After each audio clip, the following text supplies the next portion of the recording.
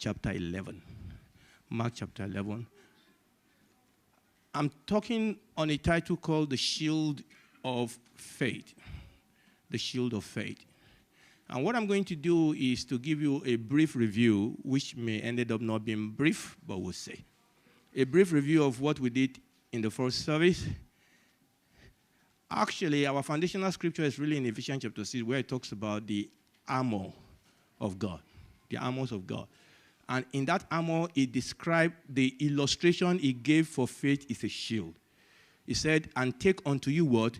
The shield of faith. He didn't call it the helmet of faith. He didn't call it the shoe of faith. He didn't call it the belt of faith. He called faith a shield. And we're saying that when God used an illustration to describe a spiritual reality, there's something about that illustration that God wants you to know. So that is what we want to do this second service, to go to that illustration and see what does a Roman shield tell us about faith. Now, the Roman shield is not going to tell us everything about faith, but we want to see, because there is a message here for us in us understanding what faith is. And I did say that actually part of this sermon I already preached in Birmingham, and I just felt impressed that I should bring that message also to you. But before we do that, let's see if we can do a quick review. What I want to do first is to go very, very quickly to 3 classical faith scripture. That once you start talking about faith, these are usually one of the 3 scriptures that people will go to. And I'm going to quickly, I'm not going to do an exegesis on all of them, but just quickly, I'm going to touch the 3 of them because I want to bring something out as a reference and a summary of what we did in the morning. Mark chapter 11. How many of you have heard this before? Verse 23. For verily I say unto you that whosoever shall say unto this mountain, be thou removed from me, thou cast into the sea, and shall not doubt in his heart, but shall believe that those things which he has said shall come to pass, shall have whatsoever he said. Therefore I say unto you, whatsoever you desire when you pray, believe that you receive them and you shall have them. How many of you have heard that before? Isn't it? And then we say, okay, then I'll just start saying it. The problem is that why don't we just read verse 22 first? Okay, we read verse 23. We read verse 24, but we'll lose verse 22. Let's read verse 22. And Jesus answering unto them. And Jesus answering said unto them what? Have faith in God. Listen, everything he was going to say after that hinges on that sentence. This is the problem with rupture. Yes, thank you. You really brought, I didn't know I was sweating this much. This is serious. Man, I'm blessed. I mean, this is good. It's almost bigger than my normal towel. Thanks. I mean, that's what, I guess that's what we can lay our hand on to do. We receive it with thanksgiving. Amen. Okay, so the basis of verses 23 and 24 is 22. And this is the problem why people start walking in faith and they start doing some things that are irrational and nonsensical, and they become outrageous. You know, they become they become suspicious. They do faith and they do things like we were talking in our Sunday school. They do things that bring negative, feedback to the church. I've always said this, faith is not about what you don't do. Faith is about who you know. And who you know inform what you do. Don't go and throw your pill away because you are walking by faith. You understand what I'm saying? You are not necessarily walking by faith because you throw your pill away. You are walking by faith because you know God, your healer. And that faith is beginning to help you to do something. You can walk by faith and still use your medication. And you can walk by faith by throwing out your medication. The issue is that where are you with God? Is someone listening to me? Because oftentimes we've made faith to become a formula. Listen, verse 22 says that have faith in God. The literal translation says have the faith of God. Before I start saying anything irrational, have the faith of God. Now, what that means in the original is this. Have a faith that is sourced, that has God as its source.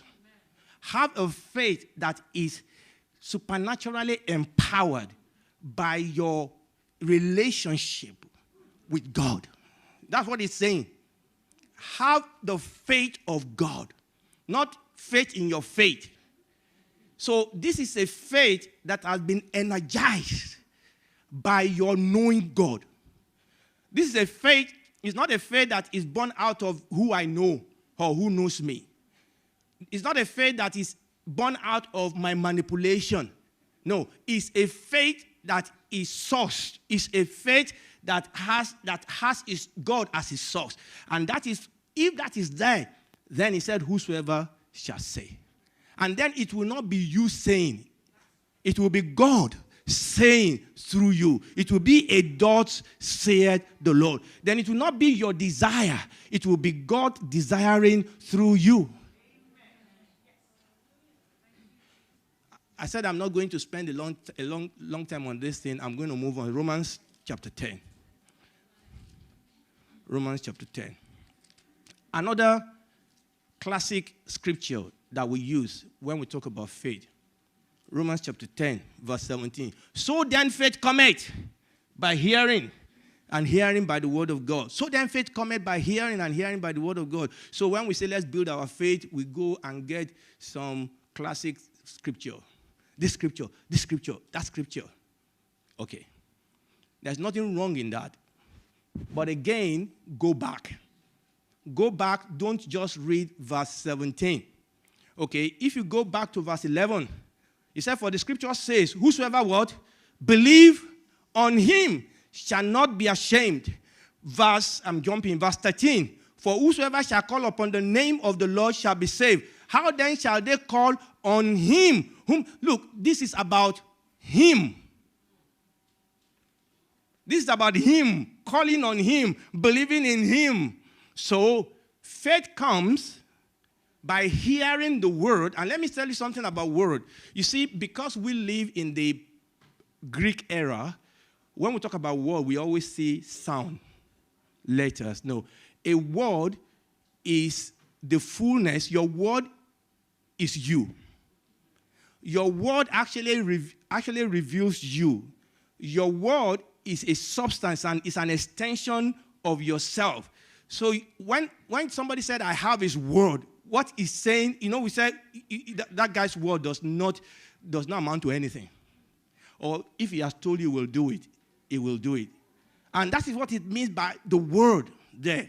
It's not just letter. And that's why the Lord Jesus said the letter kills, but the Spirit gives life. So when he said faith cometh by hearing, and hearing by the word of God, he's saying that when we really hear the word, we know him. And when we know him, faith comes. And that's what we're saying there. In the context of the whole scripture, come with me to Hebrews chapter 11, the ultimate faith scripture. And what I'm trying to say here is that when we talk about faith, God has not called us to have faith in our faith. He has called us to have faith in him. Faith in him. Faith is knowing him. Hebrews chapter 11, verse 5, you know it. Now, faith is the substance of things hoped for and the evidence of things not seen. I say, yeah, faith is the substance of my shoe that I want. Faith is the substance of the house that I want. No, that's not what he's saying. Faith is the substance of things hoped for. What do you hope for? 1 Timothy chapter 1, verse 1. What exactly do we hope for? 1 Timothy chapter 1, verse 1.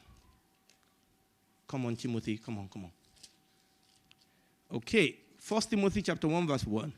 Paul, an apostle of Jesus, by the commandment of God, our Savior, and who? And Lord Jesus Christ, who is our hope? Our ultimate hope is the person of the Lord Jesus himself, the person of God. Write this down, Timothy Titus, let's look at Titus. I think I would like to read that. Titus chapter 2, verse 13. Looking for that word, blessed hope and the glorious appearing of the great God and our Savior Jesus Christ. Ultimately, the person of God is our hope. Seek you first the kingdom of God and his righteousness, and all these other things shall be added unto you. The substance of this hope, for the evidence of things not seen. What don't we see? Is the reality of the kingdom and the person of God. The Bible says that God dwells in a man. No man has seen. In fact, let's read that, because I'm just trying to go ahead of myself. 1 John chapter 4.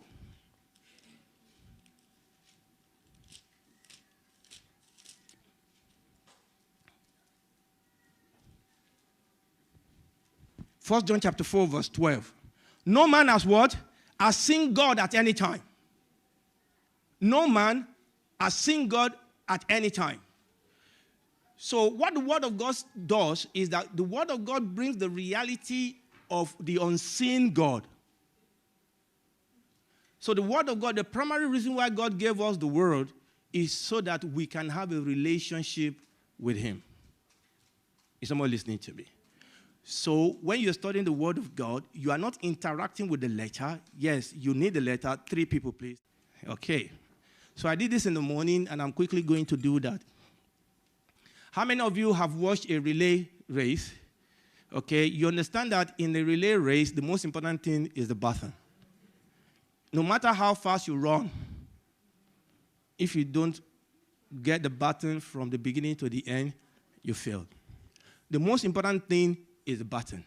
And the baton, so in a relay race, the secret of success is knowing how to hand over the baton. Now, I'm not going to go into detail because that's not my purpose. I'm just trying to review, and my time is gone. Now, the baton is the revelation of God. The reason why God gave you the Bible is so that you may know God. That I may know him. The Lord Jesus said, no man has seen God at any time, but the Son who dwells in the bosom of the Father, he has revealed him. He says, search the scripture because in them you think you have eternal life. He said, but the scripture are talking about me so that you will come to me so that I will give you eternal life. I'm going to shock some of you. The power and the life is not in your Bible study. The power and the life is in what the Bible study brings you into. Is someone listening to me? So if I'm studying the Bible and I'm not getting in touch with God, I'm not receiving from God, I'm not hearing from God, then it's not doing its job. So that is the button. It is that revelation, it's that thing of God that God has decided to reveal to us. The Bible says that a carnal man cannot receive the things of God, but they are revealed to us by his Spirit. It is the Spirit of man that is the candle of the Lord, searching the inward part of the belly. Is someone listening to me? What makes the Word of God is the revelation of God in his Word, the button. Is someone listening to me? So what God did is that he revealed that to the prophet and the apostles. Jeremiah, Isaiah, Paul. Paul said, when it pleased God to reveal his Son in me. Peter said, he said, only men of old, they were moved by the Holy Spirit and they wrote the scripture. So what they wrote, what is in that word is the button, is the revelation of God. They are the one that God used to reveal his word. And what they did is to hand over, brother, and put it down. No, not yet, don't run. Yes. And what they do is that they put it in a book. There's the whole process of John. So my brother here is the book. Remember, what makes the book is what it contains. Who knows where the paper they use to do your Bible comes from? It's not the letter. It is the Spirit. It is the button. Is someone listening to me? And the way you get that out is by the Holy Spirit illuminating. You're studying the Bible and the Holy Spirit is illuminating, is showing you. So this is the word, and the word handed the button over, and this is you. This is you interacting with the word and getting the reality, and running with it. The Bible says that some people preach another gospel. Some people preach another Jesus. And I said, sometimes people hand over the baton and the baton drops. And the gentleman said, no problems. I have another baton. And he took another baton. How many of you know that they are going to disqualify him? Because it's not just about the baton, it's about a specific baton. It's about a specific message. And that is the power. Thank you. Please go and have your seat. Thank you. That is the message. That's the message. So when we study, this is why the Bible says that study to show yourself approved unto God. A workman, a workwoman that need not to be ashamed, rightly dividing the word of truth. The Bible says that strong meat belong unto them who by reason of use have their senses exercised. You know, they are discerning, they are asking questions. They are asking God, they are meditating upon the word of God. Say, yeah, see it. See it. And I've said this here before, and I'm saying it again. You can know Psalm 23, verse 1, and you may never know the shepherd. I can say, the Lord is my shepherd, I shall not want. I can rap it, the Lord is my shepherd, and I shall not want. Who? But the reason for Psalm 23, verse 1 is so that I can meet the shepherd. It's so that I can meet the shepherd. Amen. And that is where faith comes. So all this scripture is not just talking about me and you. Now, can I have my slide, please? All this scripture is not talking about you and I. Say, okay, you know what? I'm just going to get some scriptural references together, and I'm just going to see how this all goes. The best way to develop your faith, essentially, is to know more of God. And the way to know more of God is to study his word, to come to fellowship, to meditate upon it, to study, to read it, compare scripture with scripture, and grow in the knowledge of God. And that is the way we come to know him. Praise the Lord. Ephesians chapter 6 from verse 14. Stand therefore, having your loins girt about with truth, and having on the breastplate of righteousness, and your feet shod with what? With the preparation of the gospel of peace. Above all, taking the shield of faith, where we shall be able to quench all the fiery darts of the devil. So that's what we want to talk about today, is the shield of faith. The Bible used the shield as an illustration of faith, and I'm going to show you one thing we can learn from the shield. In the Roman army, the shield can be divided into about two different types. Now, they are different types, but essentially you can divide them into two groups. The small shield and the big shield. Are you following what I'm saying? All right? Now, if you read 2 Chronicles chapter 23, verse 9, it was talking about David. Now, it's better to read it in the NIV because the King James Version didn't bring it out properly. In NIV, it says that then he gave the commanders of the unit of 100 the spear, and the large and the small shield that had belonged to King David. So David was a warrior. So David has both large and what? And small shield. So I want you to know that when the Bible said the shield of faith, know that there are two different types of shield. We have the small shield, we have the big shield. Which one was God talking about? He's not talking about this. You know, that's Captain America. His shield is an addendum. He throws the shield.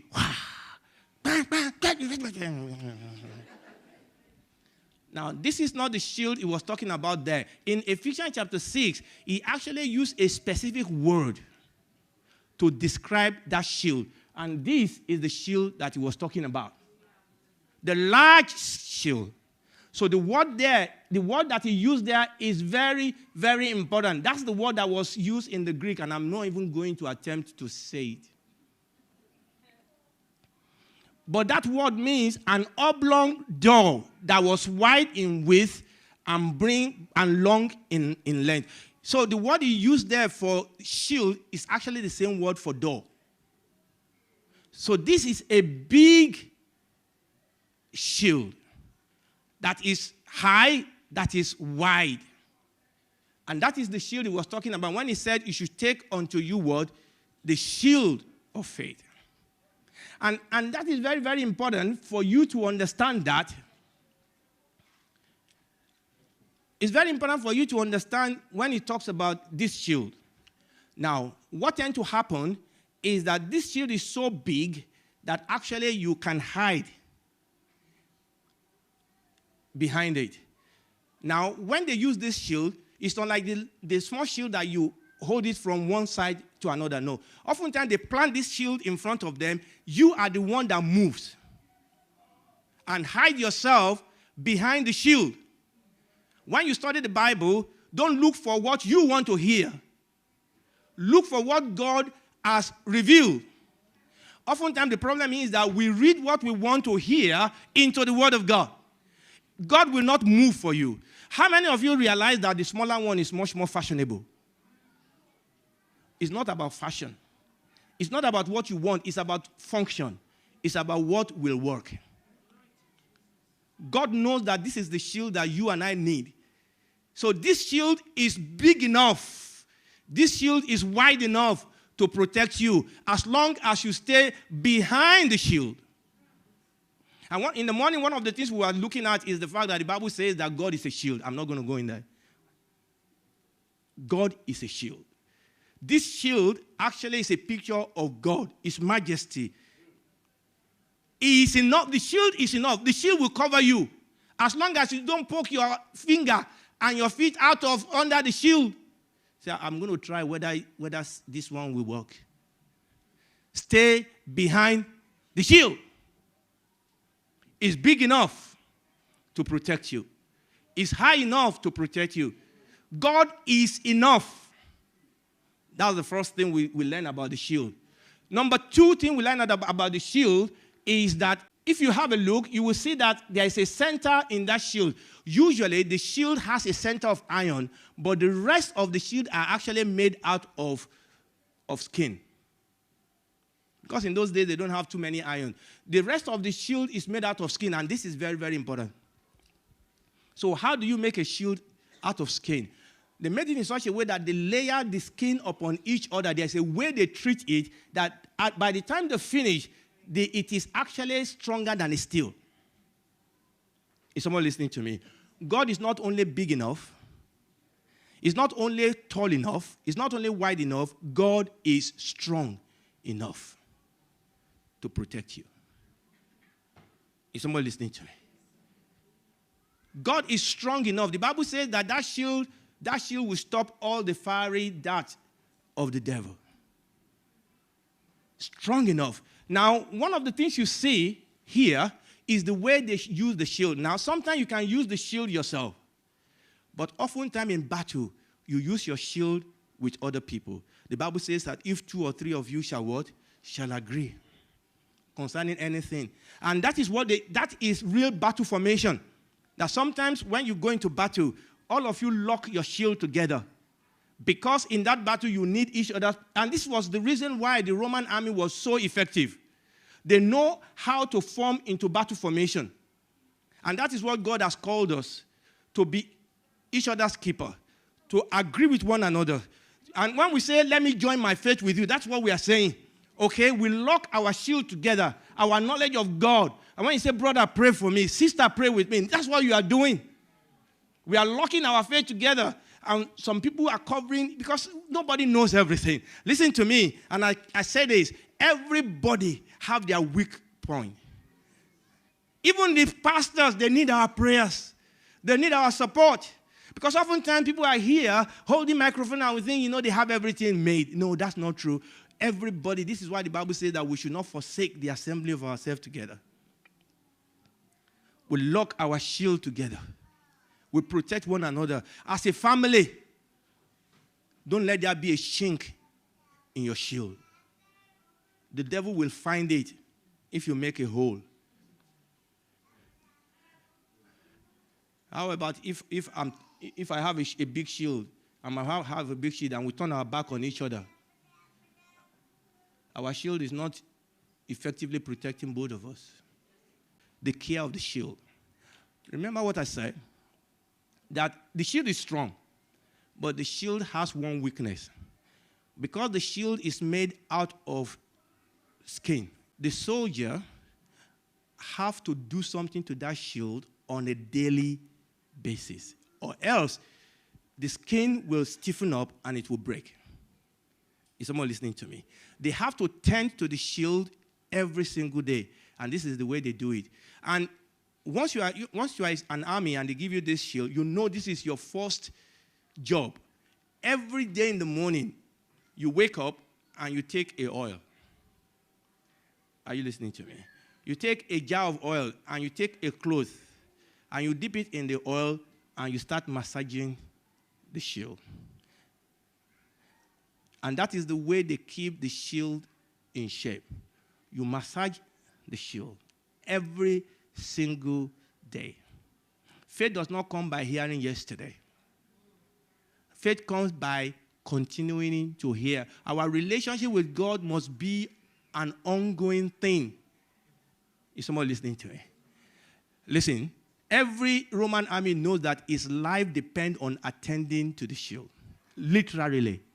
Your life depends. The life of a Roman army depends on taking that oil, which is a picture of the Holy Spirit. Taking the cloth, which is a picture of the Word of God, and rubbing it in. And you and I, this is why we have to spend time with God on a daily basis, so that our relationship can be fresh, so that our relationship can be strong, so that our relationship can be able to stand in the evil days. Is someone listening to me? The Bible says that the psalmist said, he said, one thing have I desired of the Lord, and that will I seek after, that I may dwell in the house of the Lord all the days of my life. Daily. Daily. So listen to me. So your devotion does not then become, something you do because you are doing it as a tradition. No, this is your life. My life, listen to me, one we need to understand, when I understand that my life depends on knowing God and staying in close relationship with Him, that this is not a joke, this is not a picnic, that my life literally depends on this, then I will spend time. Then I will protect it. No wonder the Bible says that Peter said, listen, we will give ourselves unto prayers and unto the study of the Word of God. You look for somebody to do that job. We have to give ourselves to this. And this is why I understand that most men and women that work with God, they protect their time alone with God. They protect it. They have to spend that quality time with God on a daily basis. So I can see when the Bible says we should take on the shield of faith, I can understand what he's saying. Take it on like a Roman army will do. Spend time every day meditating upon the Word of God. And when I say that, that doesn't mean that you will spend 5 hours every single day. And I've said this before. We are living in a world now where you could literally hear the Word of God throughout the day. You are in your car, you've slot on it, the Word. But obviously, you and I also need to spend some specific time apart so that we can spend with God, seeking the face of God. And I'm going to round up there by just taking you through these 5 characteristics of the shield. I mean, we've already mentioned that the shield is your first line of defense. God is your line of defense. First line of defense. If God is for you, who can be against you? If you stay behind the shield, whatever will get to you will have to go through God. Stay behind the shield. Keep your shield strong. Keep it shining. Number 2, the shield will guard you, will guide you, will guard you, will protect you. Number 3, the shield will deflect all the fiery darts of the evil one. Oftentimes we spend a lot of prayer. I mean, if I want a hot prayer, I say, let us pray against the witches and the wizards. Oh, Oluwa, Oluwa, Oluwa. Yeah, Oluwa. Listen, if your shield, one of the things I realize is that oftentimes the people that know God, they are very humble. They usually don't make noise. I mean, strong men of faith, there's something about them that is calm. I mean, it's just like in the medical school, when we join medical school, we have some people who call registrars. Those are the young, they are usually gra. But when the consultant comes, they are usually, they shield. I mean, they know. They know, and they know that they know. And I realize that the more of God we know, the more humble we become. And the more relaxed we become. And again, that doesn't mean that we are not going to pass through challenges, but we just know that even though I pass through the valley of shadow of death, I fear no evil. And I'll tell you something. I notice that the people that know God, they live strong and they die strong. We must live by faith. If need be, we must die by it. Why would somebody beat the apostles? And the Bible says they rejoice because they were counted worthy to suffer for the name of Christ. You see, this is the problem, isn't it? And this is what I'm saying. Oftentimes, we've taken faith to become a negotiation with God. No. How many of you suffer for our children? We do. And we do it gladly. Because we love them. Because they are our children. We are in a relationship with them. If you truly, really know God and have faith in Him, you will suffer for Him. I will suffer for Him. A shield can incapacitate the enemy. I mean, these things, they are related. I'll tell you this story and then I will stop. There's strength in numbers of shields. I've mentioned that. There was the story of a man called Wigglesworth. He was in a city to preach. And that city was really, really a city that was known for demonic activity. Demonic. I mean, I've been there before. I've been to cities that you can almost feel it in the atmosphere. Okay. And the first night, when he was sleeping, at night, he finished his meeting and he was in his room. And at night, a devilish evil presence came in and started vibrating his bed. He was sleeping. And somebody said, really, can that happen? Yes. You understand? And his bed was vibrating and the demonic spirit actually moved his bed back away from, and he woke up. And when he woke up, the Lord opened his eyes and he saw the similitude or the vision of the devil. And he woke up and he saw the picture of the devil and he said, I didn't know it was you. And went back to sleep. What will you do if you wake up and see the devil? He woke up, he saw the devil, and said, I didn't know it was you. And he went back to, I've not finished the story. So he went back to sleep. A few seconds later, he got up. And he said, Satan, come back here. Now. And I'm not talking to you about fake. I'm talking about story. And the devil came. He said, when you came in, my bed was behind the wall. Move it back. Those are the type of people I want to be like. And the devil moved it back. Because he was the one that moved it. And listen to me. The Bible says it's the people that know their God that they will be strong and do exploit. This is the type of faith I want, where I know God and I walk with Him. And that is the list of people. Please stand up on your feet. We must finish now. And that is the type of faith I see in Hebrews chapter 11. Women and men that knew God, that walk with God. Some of them received fantastic, what we call testimony. Some of them suffered. Some of them even died. But through it all, they walk by faith. Listen to me. Faith is primarily obeying God, knowing Him, loving Him, pleasing Him, obeying Him, and leaving the outcome to Him.